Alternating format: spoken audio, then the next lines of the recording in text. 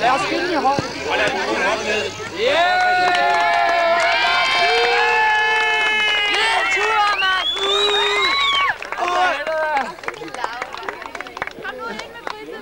Kom så med jer, alle sammen. Det var meget godt. Det var der tilbage. Ja, det er stærkt. Ja,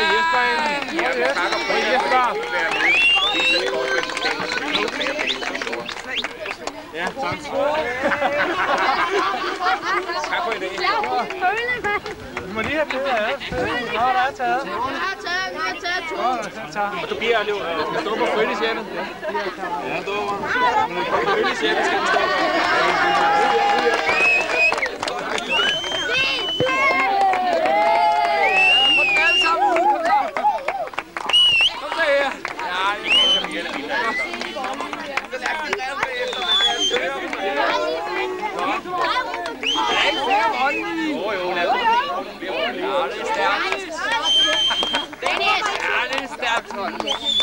Skal vi give den med hånd? Tillykke, Ronny. Og tak for et godt spil i kampen. Godt mål.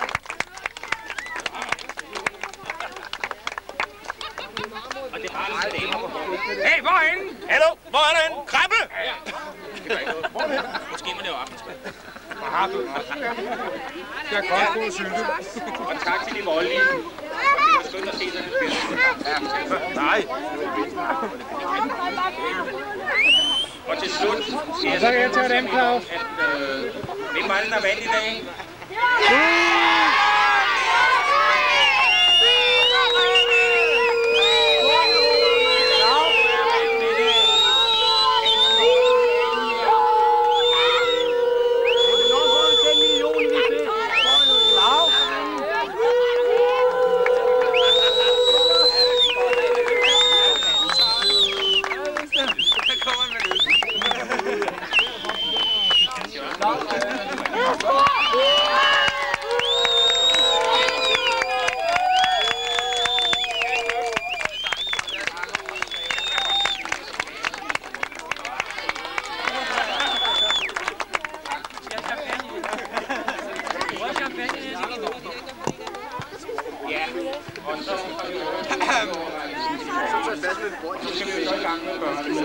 Og så har vi gjort det, at vi har lavet sådan, at vi har en første præmie og en anden præmie.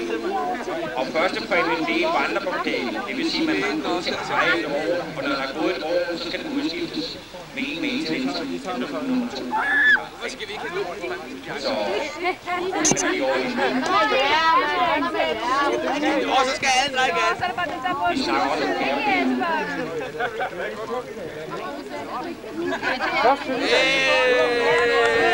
Og anden præmien, det gik til Revens Kvarter.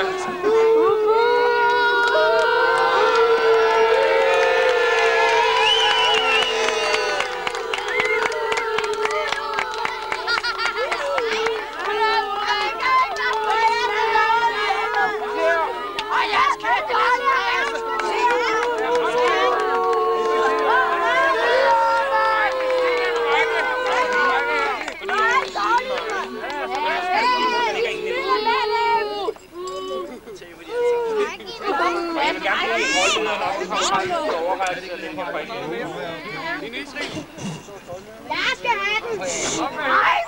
Tillykke, Pablo!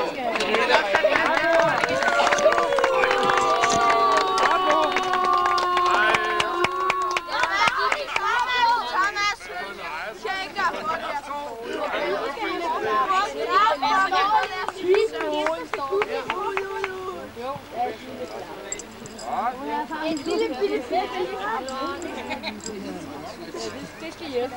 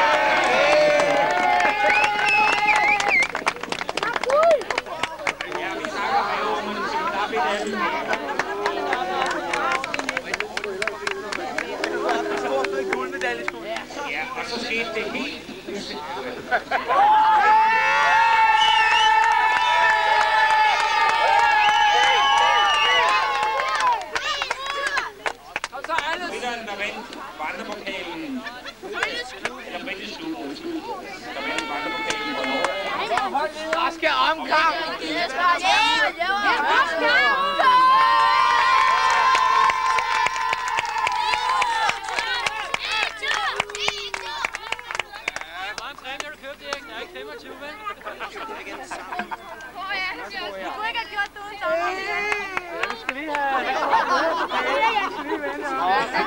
Den skal Jesper. Den her.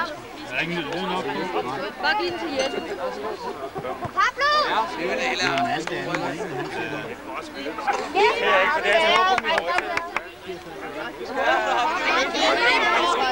Ja, og det skal rigtig som at give jer helt bare.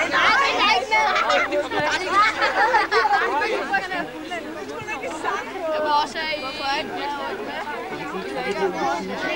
Og til næste år får de bane til indholdet.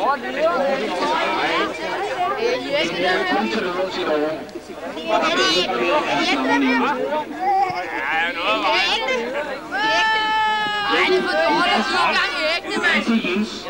Jens er leder af holdet.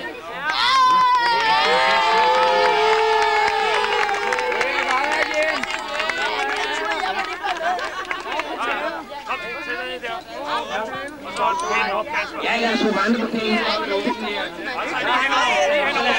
Alle de børn, nej, jeg kan få den der. Jeg vil altså gerne stå bagud.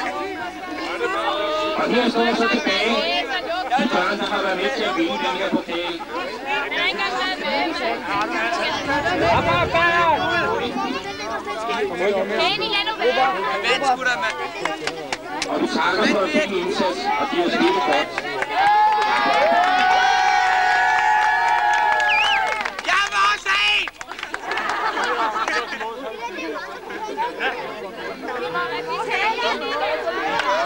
Ja, og med denne sidste præmieoverrækkelse, der slutter vi så for i dag, og vi takker fordi så mange har givet være hernede og set på det, også selvom det var regnvejr. Men i går havde vi sig selv udmærket vejr. Tak for i dag, og tak for hjælpen til alle de hjælper, der har været her. Det var vi meget glade for.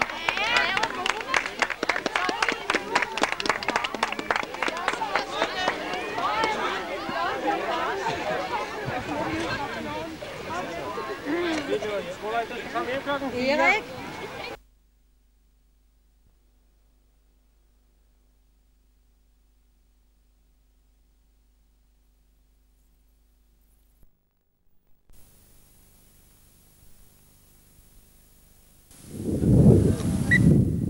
Velkommen til SSP 1990. Igen i år var der mange hold tilmeldt. 12 voksenhold og 4 børnehold. Og gårdmændene var jo repræsenteret ved formanden Bøje, eller ejendomsmester Bøje. Og de var da rimelig friske til at betragte af, at det var sådan en lørdag formiddag, hvor der var godt vind i sejlene.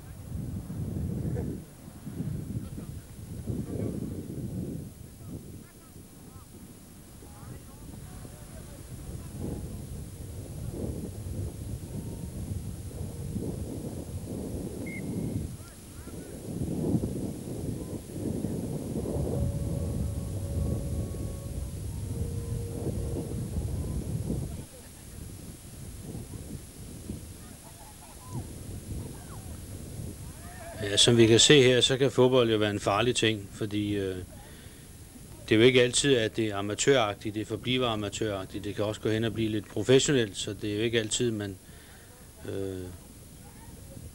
kan få rettet op på det hele. Og det er jo sådan i den her form for SSP-fodbold, så er det jo sådan, at der er nogle regler, som skal overholdes, og det siger, at man må ikke spille med fodboldstøvler. Så det kan ikke være derfor, man kommer så kraftigt til skade, men gummisko og lignende kan jo også godt slå en ud af balance. Og så spiller holdene i 2 gange 7 minutter, og det kan også være temmelig lang tid. I hvert fald hvis man skal nå fra den ene ende af banen til den anden, som i det her tilfælde er på en halv normal fodboldbane, og det vil sige 35 meter på den ene led og 70 meter på den anden led.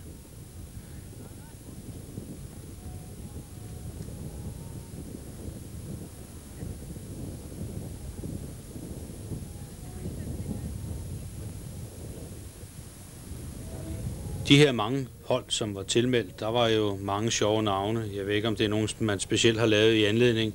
Det er det jo nok. Der var de boglamme, og så var der nybyggerne. Jeg ved ikke, om det er nogen, der lige er kommet til landet. Det kan det jo godt være. Og så var der selvfølgelig vores altid på pletten, de læste i Ræve. Og så var der også støtterpædagogerne. Og så kan man jo spørge sig selv, hvor de kommer fra. Og de belastede, det vil jeg ikke komme nærmere ind på. Så er der hesteblommerne, de var også med sidste år. Og så er der polarrevne. Og så er der grimlings. Og så er der lige pludselig noget, der hedder træmændene og Ivan Spisser. Og det refererer til vores byggeskadesag, hvor vi jo selvfølgelig har nogle personer gående her i området, som var villige til at stille op på sådan en dag, selv i weekenden, og det synes vi var meget positivt, og det skal de selvfølgelig have endnu tak for. Det er der 100% sikkert. Og så var der også tårnbisserne, og det behøver vi ikke at fortælle, hvor de kommer fra. Og så er der kugler og kejler, og de var så gået fra billiardbordet ud på den grønne græsplæne. Jeg ved ikke, hvor mange kejler, der skulle nedlægges herude. Jeg ved ikke, hvor mange det blev til, men det gjorde heller ikke så meget. Udover det, så havde vi de voksne 12 hold der, så havde vi også 4 børnehold, og det var ræveungerne, dyreungerne,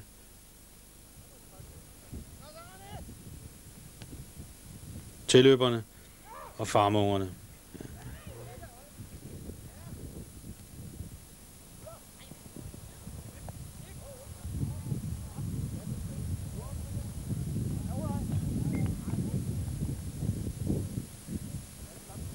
Og som vi kan se her, så lige pludselig, så har vi altså fået udsigten den anden vej. Og det er selvfølgelig årsagen til, vi spillede i år på 2 baner, eller der blev spillet på 2 baner. Så den ene, det var kommet til over mod skoven, og den anden var så over mod Højreskolen, og det vil sige, at arrangementet blev holdt bag ved Højreskolen. Og der var så i dagens anledning lavet 2 miniatyrfodboldbaner.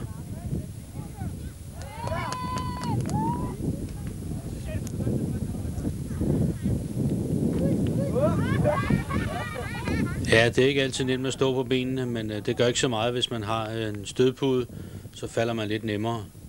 Men det skal der også være plads til, og det var der sandelig også.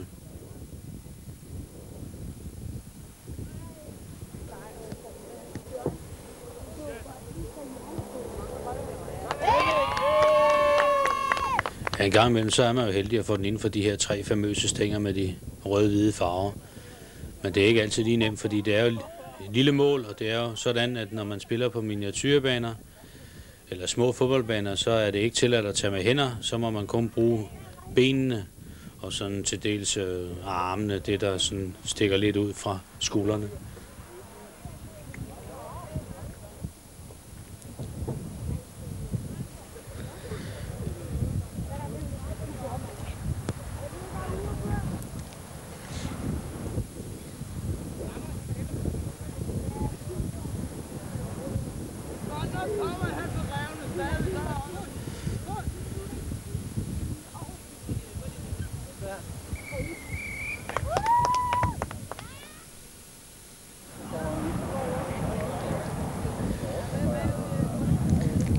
Ja, så kan vi jo se på skærmen, at det er ikke altid, når man er i redigeringsfaserne for de her famøse tal ud. Men det gør der heller ikke noget, fordi så kan vi da se, hvornår kampen er optaget, hvis man skulle gå hen og have glemt det. Og her er det ræveungerne, og så er det tilløberne, som har fået lov til at spille 2 gange 7 minutter.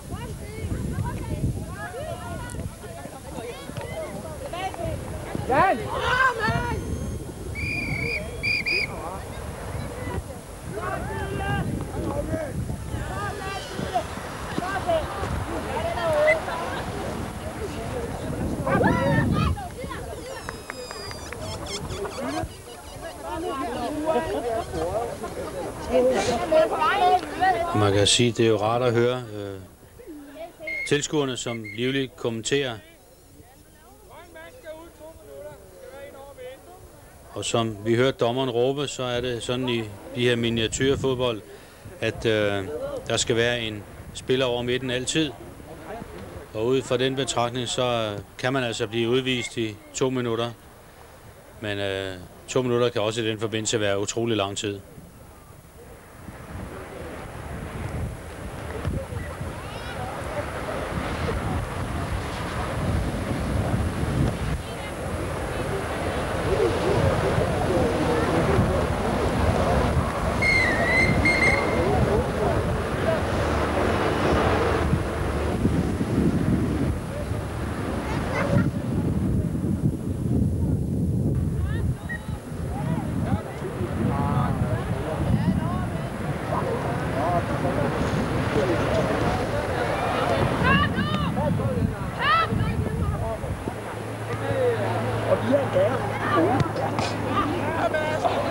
Ja, hvad skal ud at spise inden for de 3 stænger, så det er jo hyggeligt.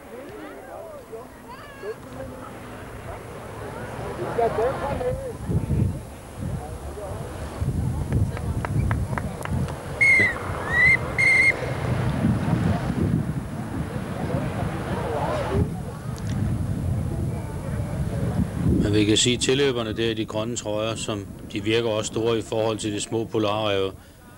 Men eller ræveunger, som vi også kan kalde dem. Men hvad gør det? Det er jo kun for sjov skyld, og det skal der også være plads til. Tilskuerne hyggede sig også, som vi kan se, men det stormede godt. Og det er den sådan lidt brummen, der kan være i baggrunden af mikrofonen. Så og det er heller ikke, til tider er det jo heller ikke altid sikker på, at vi kan få vor herre til at holde så tør, men sådan er det jo nogle gange.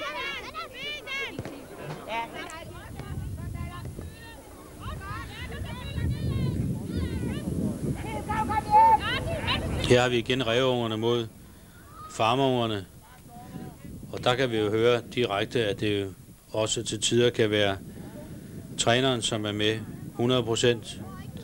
Det er ikke altid, at det er de unge mennesker, der får lov til at råbe højt. Nogle gange så er det træneren, der får lov at fortælle dem et og andet, og det er også positivt, fordi så kan man da få dem til at være 100% aktive i den forbindelse.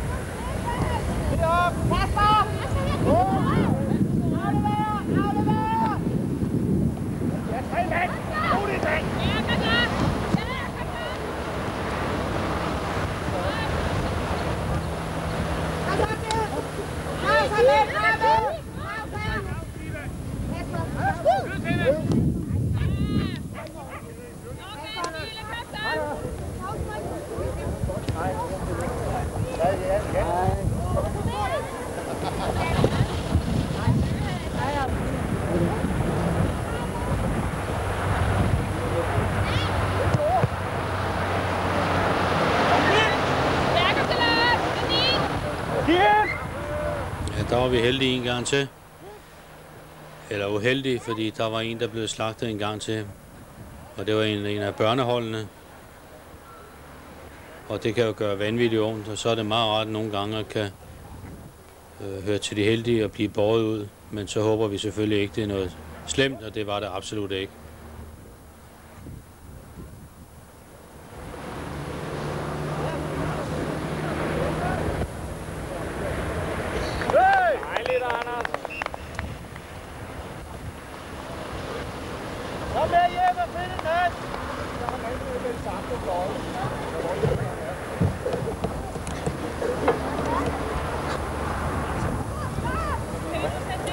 Og så skal vi have taget det her frispark, og der ser det ud som om den unge mand der, han ikke rigtig kan finde ud af, om han skal skyde til den bold, eller han ikke skal. Så jeg tror, Jeg ved ikke, om han er ved at lave en ny dans uden dame, men det kan være, at det er bolden, der ligger nede i den runde kugle. Der er damen. Jeg kan ikke rigtig finde ud af det, men på et eller andet tidspunkt får man nok ramt den. Ja, det lykkedes næsten. Det var det var synd. Væk med det! Væk med det! Væk med det! Ja, som vi kan høre, så er træneren jo aktiv. Væk med den, kom nu. Og hvis de er i tvivl om, hvad det hedder, så skal de også nok få at vide, at det er dem, der skal tage bolden. Og det synes jeg er dejligt at høre.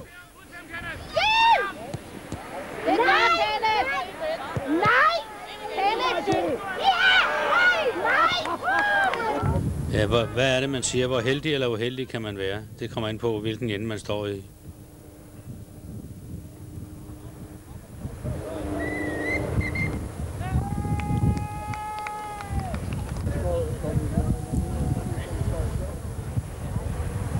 Og hvis man i forbindelse med baggrundslyden kan høre, at lige pludselig der er nogen, der fløjter, og de andre her, de spiller videre, så er det som sagt, fordi der bliver spillet på 2 baner. Og det kan godt lide, når man sådan umiddelbart skal sidde og se det senere, så kan det godt give lidt problemer. Det er ikke noget problem, når man står og skal optage tingene. Men så kan man jo ligefrem tro, at det er holdene, eller spillerne, der ikke rigtig kan høre, at der nu er dømt frispark, eller der er dømt noget andet på deres banehalvdel. Men vi håber, at det lykkes. Men jeg tror nok, de ved, hvornår der er mål i hvert fald.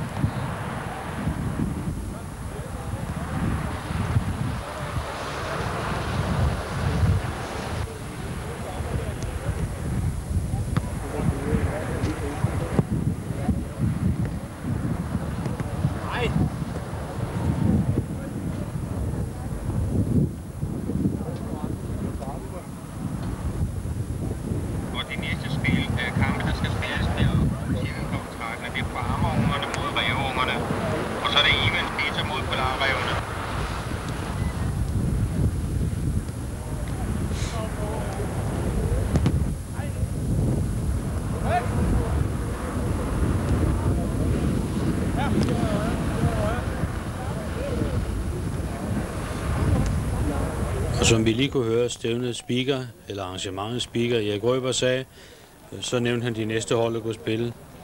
Og det er også en god ting, fordi i år havde vi ikke noget musik, og det passer også lokalt til, vi er udmærket, fordi vi har fået påbud med at sende musik, hvis vi ikke ligefrem kan betale eller lægge en stor sum på bordet. Og det er ikke tilfældet, så derfor er det udmærket for os, at der ikke er nogen underlægningsmusik. Men så kan vi jo høre tilskuernes råben, og det er jo altid godt. Så kan vi da bruge den form for musik.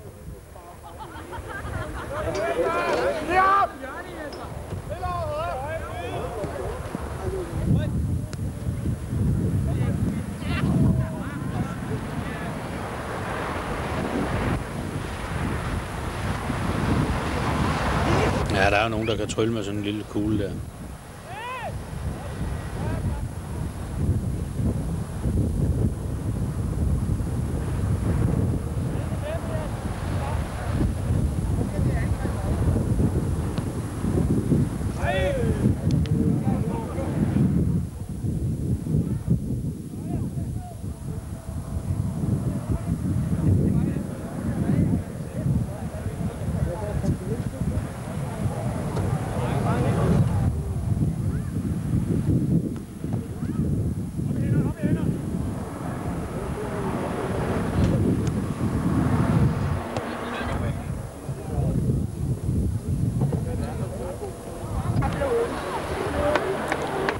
Så er vi børneholdene igen.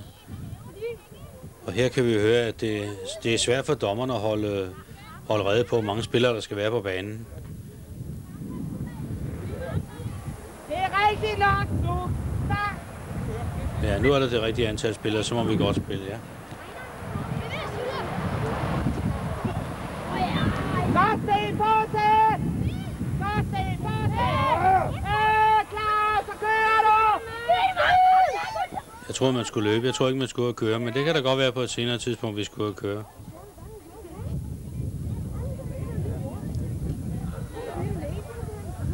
Asger, du vågen! Det er klar! Hvad nu? Ja, kom nu hjem! Kom nu hjem! Det er jo en følger. Det får jeg måske et søg. Ja, I får for dig. Nej, I får søg. Du slår, hvad fik der?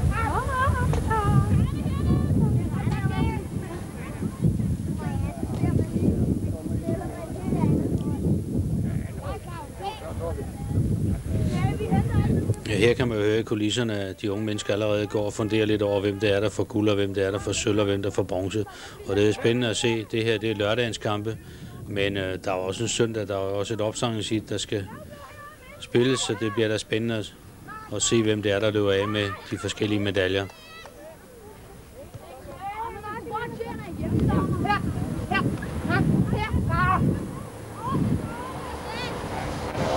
Ja, det er heller ikke altid kameraføreren, han kan finde den der lille runde kugle. Det er kun beklageligt.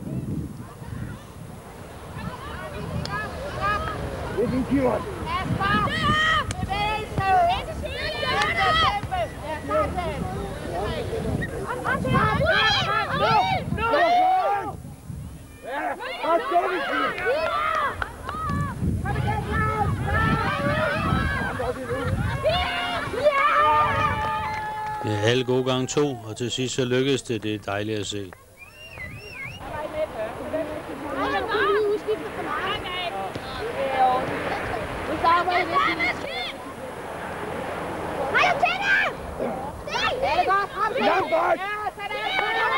Ja, der bliver gået til den med de unge mennesker. Det er skønt. Hvis man ikke kan bruge armene eller bruge benene, så må man sådan bruge albuerne lidt en gang imellem.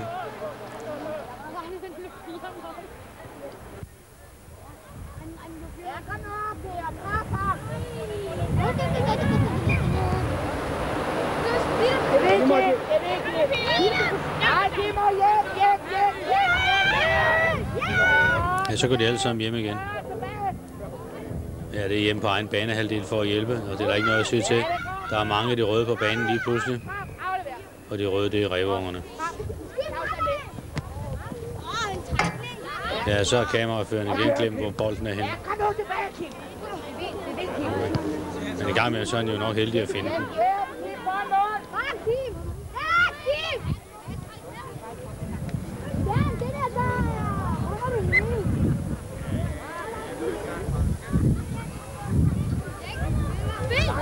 Første gang.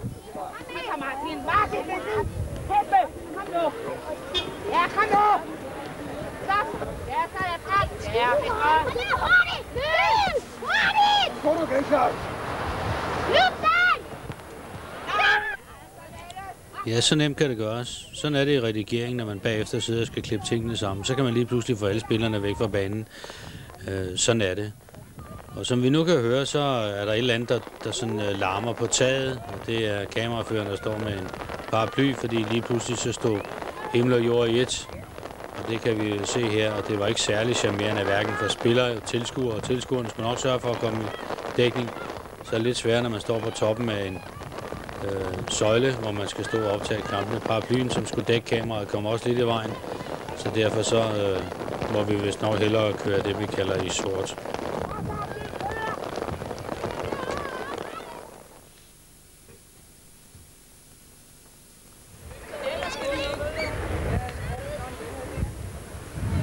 Men efter sådan en halv times tid, så lykkedes det igen at komme til at spille videre. Og så er sådan en bane, den kan være utrolig glat, og så er det ikke særlig charmerende. Og der er nogen, der kan bruge den som rutsjebane. Så det er svært at stå på begge ben. Men det har noget at gøre med, at det er som sagt tidligere, så er det forbudt at spille med fodboldstøvler. Det er ikke kun tilladt at spille med gummisko, og de er i hvert fald ikke egnet til det.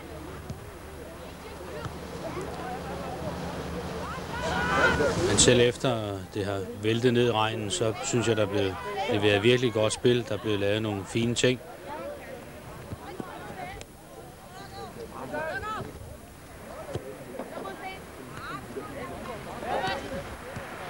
Som vi kan se her, prøv at lægge mærke til det. Er det ikke lækkert? Ja, skønt. Sådan kan det også gøres, også efter det har regnet.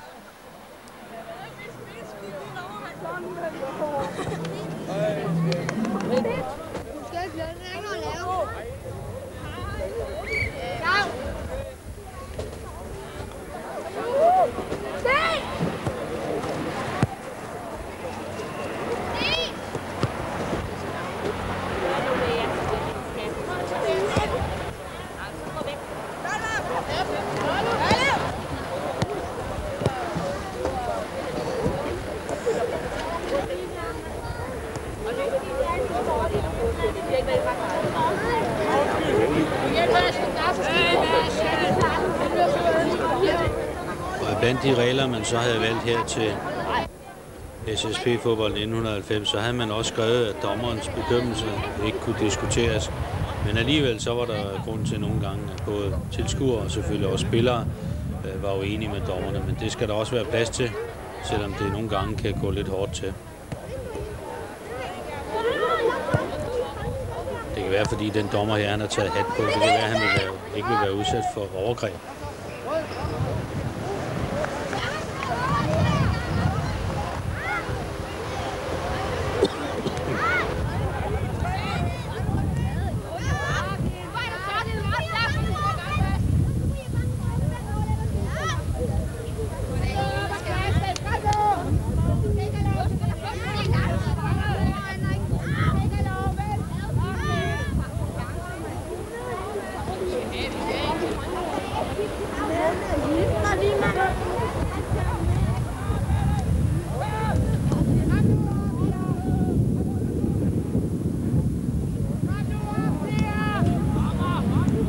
Man kan ikke være heldig hver gang. Nogle gange så er det også sidenettet, men det var da heldigt for de andre.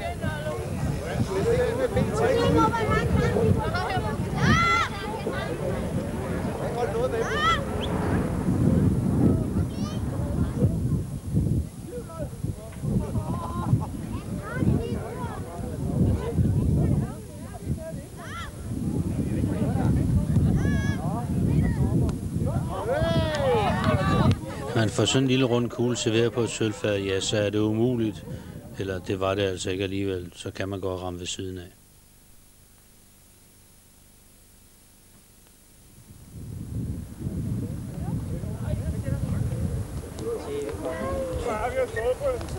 Og her kan vi se, har det Ivan Spicer, det er dem med de grønne trøjer, der har fået lov at komme ind på banen. Nu var det jo sådan, at Ivan Spicer absolut ikke var bisagtige, sådan, da de spillede fodbold. De spillede godt, pænt fodbold, ligesom alle andre holdene gjorde. Jeg synes, det var virkelig gode kampe, der blev lagt for dagen.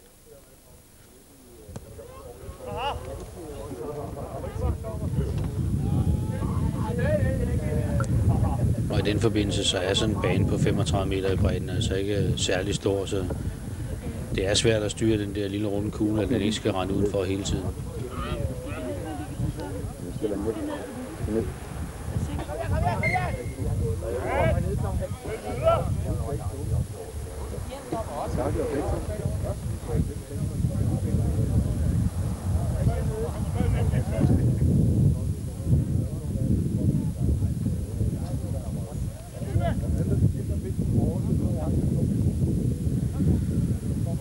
Og som sagt tidligere, så var det lørdag og søndag, der blev spillet. Var det den 18. og 19. august? Ja, det var den 18. og 19. august, der blev spillet. Og her er det sådan en tidlig søndag morgen, kan jeg se. Her skinner solen nemlig. Og det er så nogle af de, eller det vi kan kalde semifinaler, eller i hvert fald deromkring, som vi nu skal i gang med.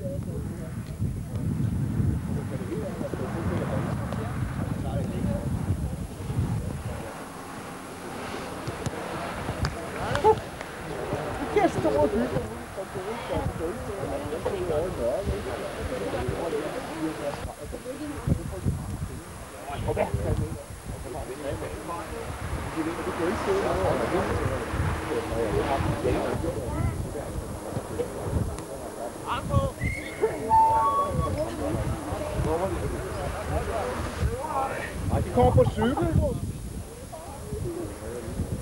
Det er turererne, jeg er de vinder, ja. Og det er ikke der, jeg kæmper simpelthen ganske ud. Vi må et mål, det bliver meget. Kom bare, Jan!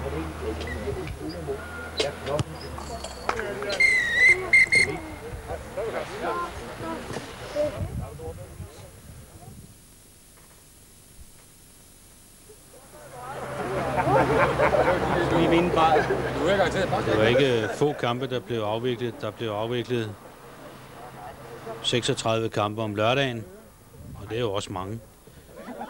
Og om søndagen, der fik vi afviklet 15 kampe, og så ud over de 15 kampe, så var der så om 3. og 4. pladsen, 1. og 2. pladsen, og så var der så børneholdene, som skulle spille om 1. og 2. pladsen. Så sådan alt i alt, så er vi oppe på noget, der ligner omkring 55 kampe, og det er meget i løbet af en weekend eller 2 dage.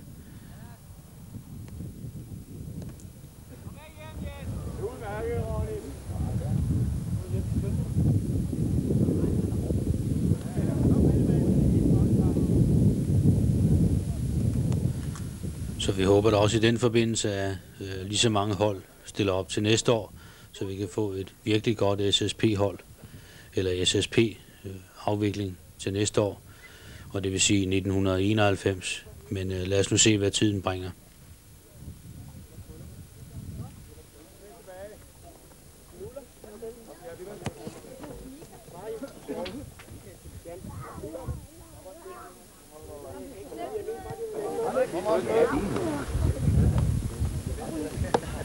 Ja, det var fedt.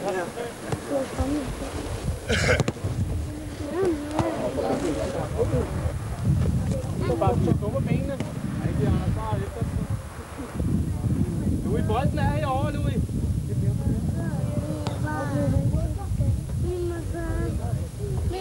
Ja, det er bordene typen. Det er ikke for gode deroppe. Det er bordene ikke.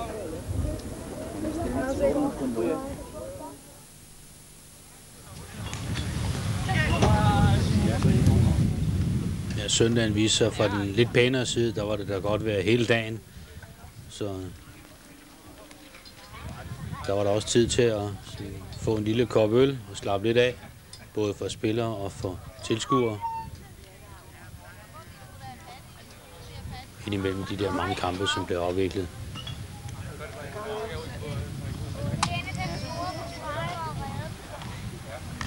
Og der var der også tid til en gang imellem, at den kære kameramand, han kunne sidde og hygge sig lidt. Men det er jo ikke altid, han skulle ikke have set det, men sådan er det jo. Så pyt med det. Det var nok ikke derfor, vi gik i sort.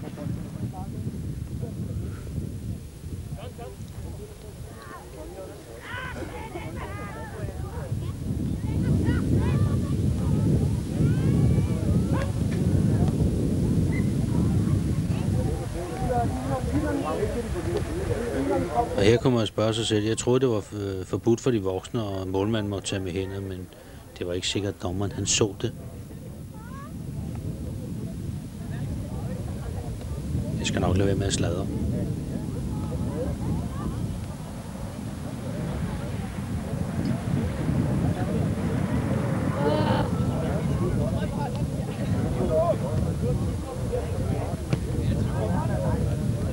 Ja, så nu var det her i august, og det kan da godt være, at jagttiden er gået ind, men så skal vi lige have defineret, hvornår om det er fugleskydningen, vi skal til. Men lad os prøve at se.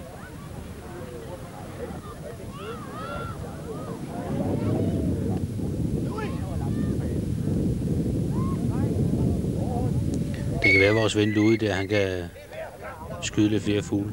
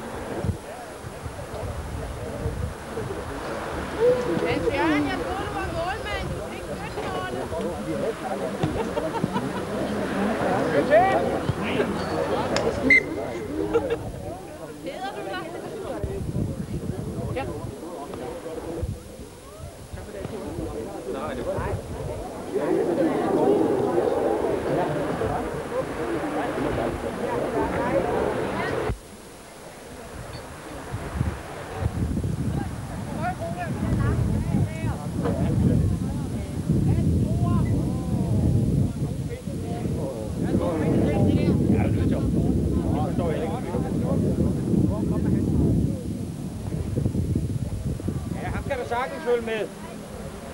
Ej!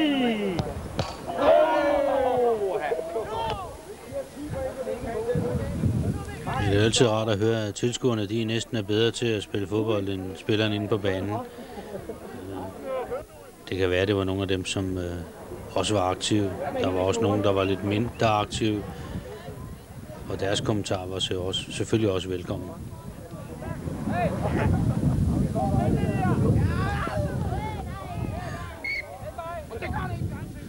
Og så skal vi til at passe på, ja.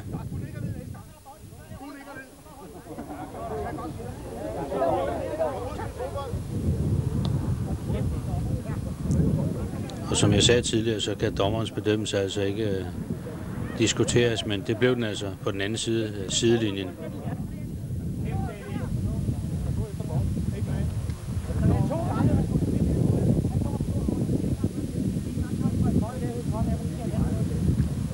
Når man går ned og stopper bolden, og han spænder over til bolden, må jeg bare holde bolden. Det vil han jo ikke ret godt. Det forstår dig ikke.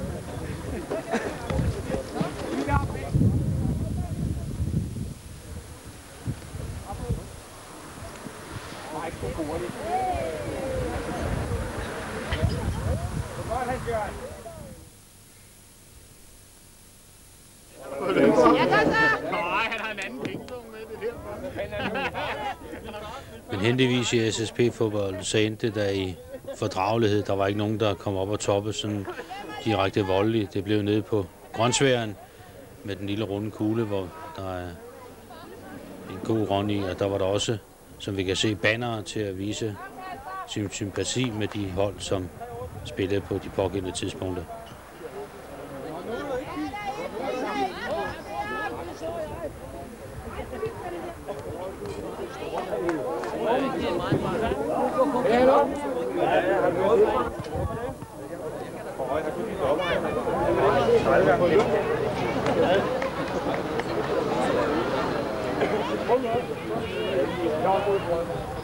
Op til jer, Bader! Kom nu!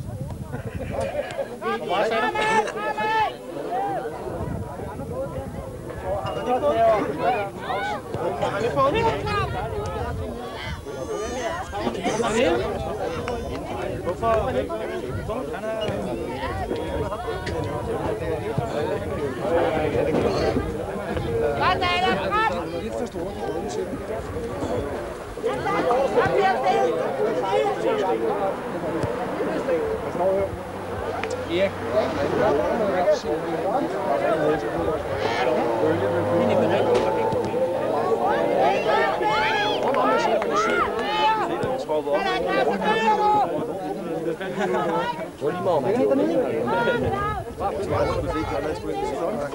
Ja, det er svært. De grønne der, de er sgu alle vegne, så det er svært for de andre at følge med, men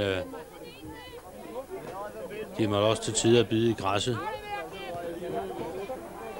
Sådan rent bogstaveligt næsten.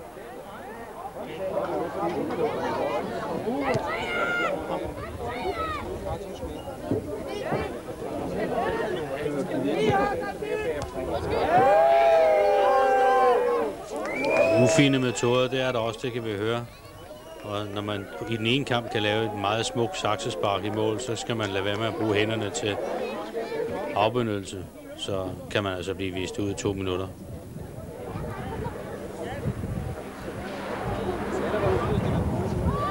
Jeg tror kun, det var de der ufine metoder, som de professionelle brugte.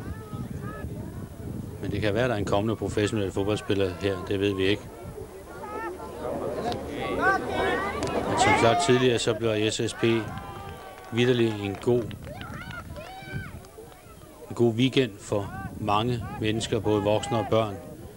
Og det ser vi frem til at se i 1991 igen.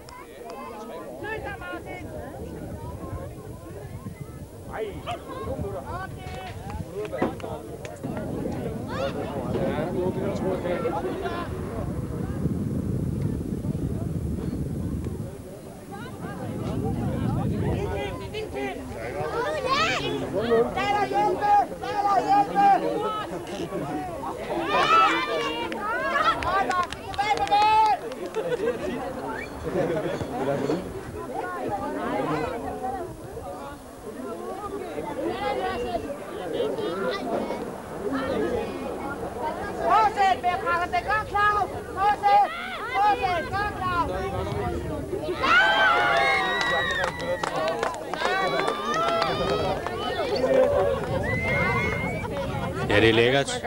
Man er heldig en gang imellem. Og det var vores ven fra før, der brugte hænderne. Men altså, man kan også bruge benene en gang imellem.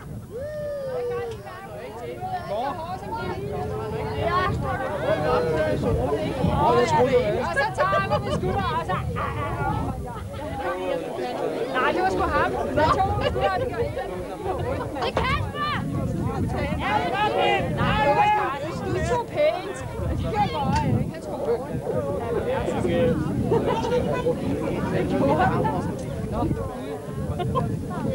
Kasper, ja!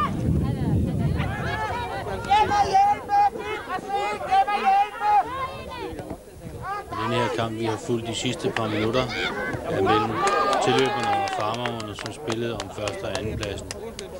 Der var tilløberne heldige at vinde, så de fik guldmedaljerne.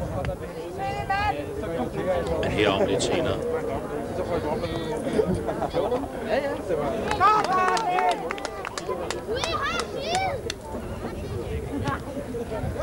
Som lige kunne se, så er det altså tilladt for børneholdene, at målmanden godt må tage med hænder. Det er kun for de voksne, hvor det ikke er tilladt. Men det er kun målmanden, det gælder altså ikke spillerne.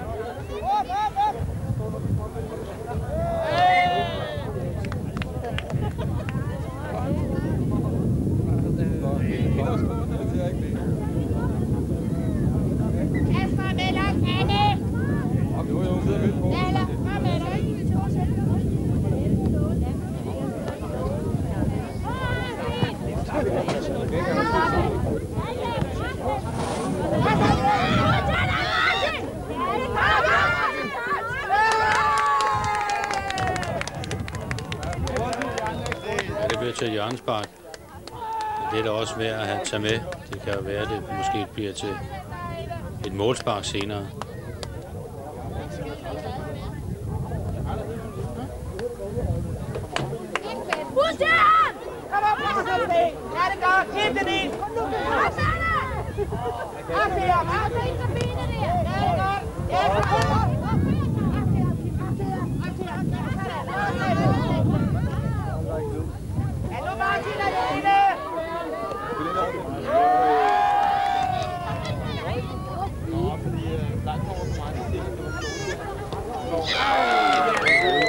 Ja, der er altså mange af de grønne der, det er der.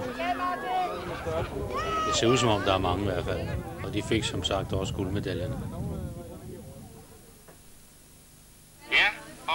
Søndagen sluttede med præmieuddeling, og der var mange præmier.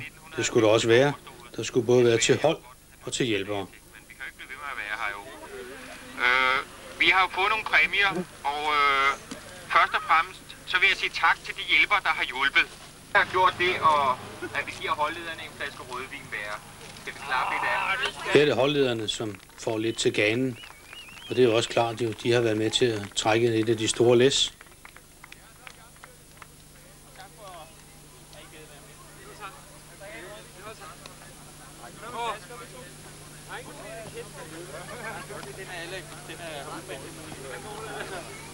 Hvordan vil du klare det?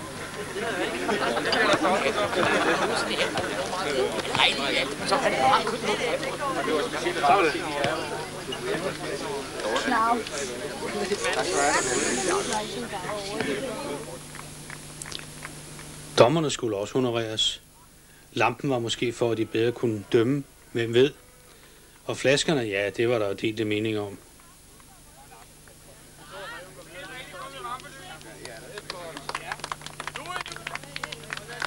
Det flotte billede blev tildelt en af SSP-turneringens ophavsmænd, Claus. Den pæneste pige og eneste på holdene fik også en præmie. Ronny blev tildelt en præmie for den bedste fairplay-spiller for børnene, og han måtte tilbage igen og også indsamle en for de voksne. For han havde spillet for begge hold. Men da Ronny han spillede for de voksne, og han har spillet så pænt i hele turneringen, så har vi besluttet at give Ronny den.